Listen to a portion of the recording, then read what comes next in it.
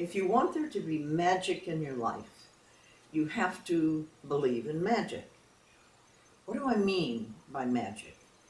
People go to fortune tellers, they go to oracles, they go to shamans like myself, and they use various aspects of divination.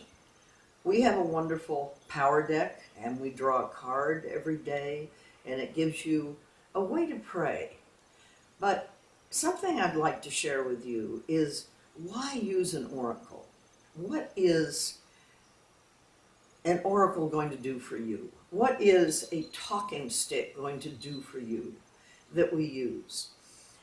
Oracles have the ability, if it's a person, like the great woman at Delphi, she had the ability of tuning into a person from her body mind, from a place of heart, so that she could see the goddess or god being in someone, and she could see what was blocking the energy from coming to her source or the person that she was speaking to.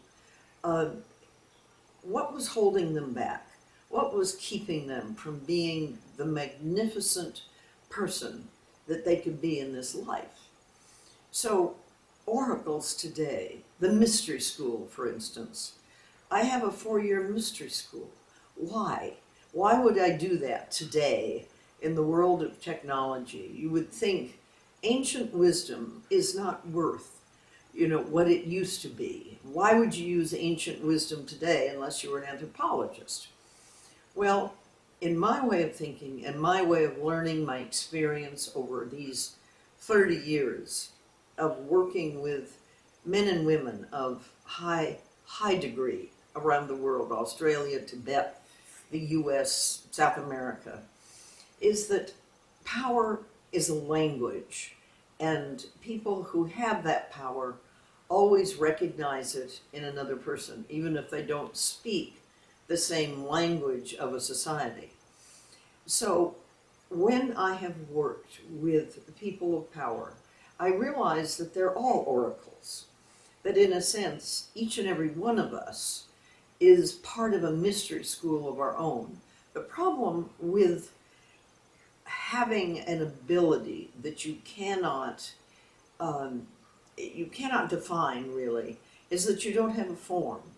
You don't have a form to understand what it is that you're doing. You have an ability, perhaps you're prophetic in your experiences, but you don't know how to reach that every time you need it.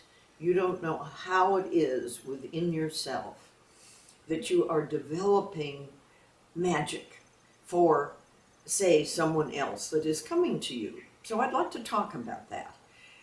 If you use a talking stick, for instance, which this is a talking stick that is quite extraordinary that I have used over the years. It comes from a branch of a tree that has been hit by lightning. And it doesn't mean that you have to use a branch of a tree that's been hit by lightning, but it's a good idea. It could be cottonwood, it could be any branch that you pick up off the ground. Because if you pick it up, it has been calling you. And when you begin to work with a branch that's about this size, you will sand it, maybe you will paint on it like this one has been painted, but that doesn't mean that you have to. You can take just a regular branch, like this talking stick, for instance. This is a branch that has simply been polished, and as you polish a talking stick, an oracle stick, you begin to find the heart of the stick.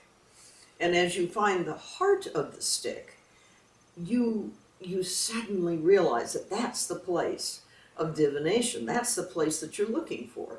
And it corresponds to the divination place within yourself, that place that can find the mystery and hopefully communicate it to someone else.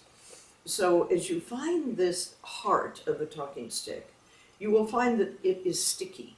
sometimes, and the stickiness will give you the answer, yes or no, whichever you decide that to be. Perhaps the stickiness in this in this talking stick is no, and I'm feeling it right now. And it means to me that there is no way that you are not part of the divine consciousness of creation. And you can share with me these tools. In all my events, I always teach you about shields or drumming or talking sticks or rattles or sacred vessels, say as a basket or something made out of clay, and the reason for designing that. The reason for making something beautiful in the world has to do with being an oracle.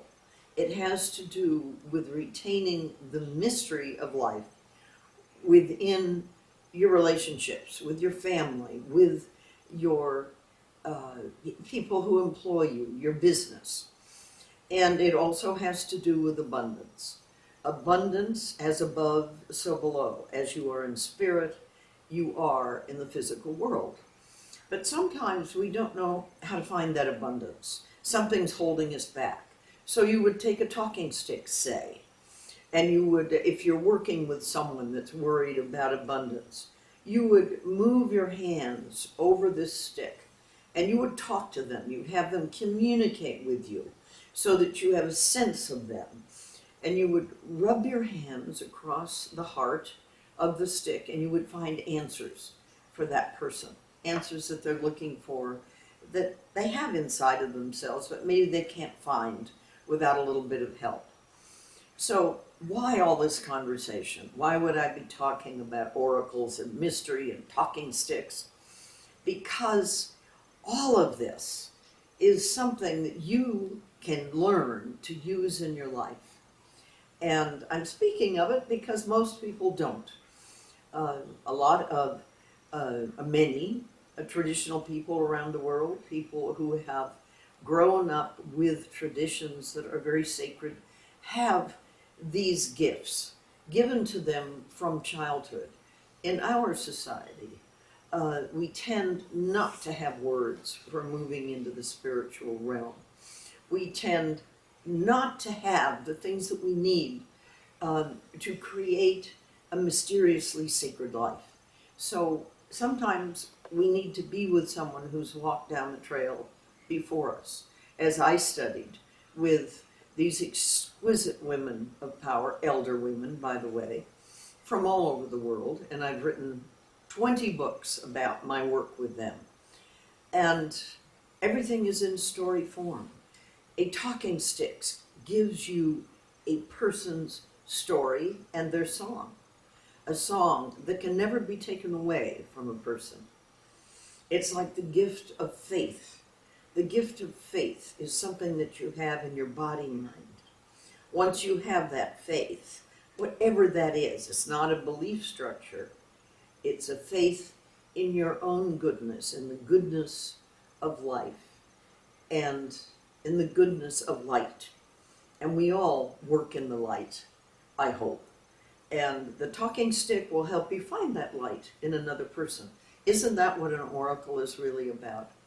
It's about not only giving a prophecy of your future or your past, but it's giving you a brilliance, a radiance within you that you can share with them. So often people don't feel worthy. They don't feel worthy of accomplishing something in the world. So they go to an oracle. What are they looking for? They're looking for the answers. When will I meet my twin flame? When will I find my abundance? When will I have a happy life that is at ease? And how can I be enlightened in this lifetime? All of these things I would like to talk to you about over the next year. I will be doing short teachings like this for you that you can have and listen to, and perhaps they will permeate your being and give you steps, ways to find the truth of yourself. Thank you so much. Namaste, everyone.